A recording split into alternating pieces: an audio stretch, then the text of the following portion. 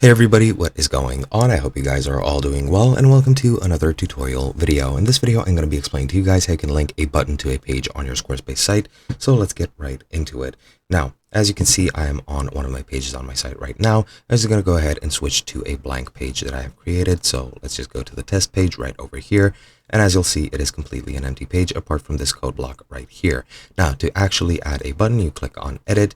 I'll just remove this code block to not take up space. Then you want to click on add block, add a button, and that is the beginning of what you're going to do.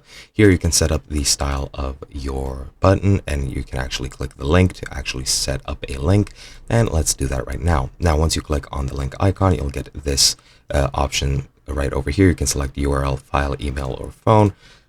So for example, if I click file, I'll be able to upload a file, but what we want is the URL. And once you select the URL option, as you'll see here, you have all of the pages, products, product categories, and everything of your store.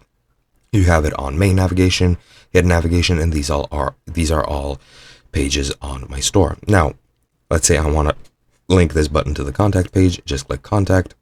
And as you can see, it'll just add the URL slug for the contact page. You can also do this manually. If I go into link, I can edit this and I'll add, for example, YouTube, which is one of my pages. And now that that link is set up with the URL slug, it will then redirect to there when I click it. So if I click save, then go ahead and exit into the preview.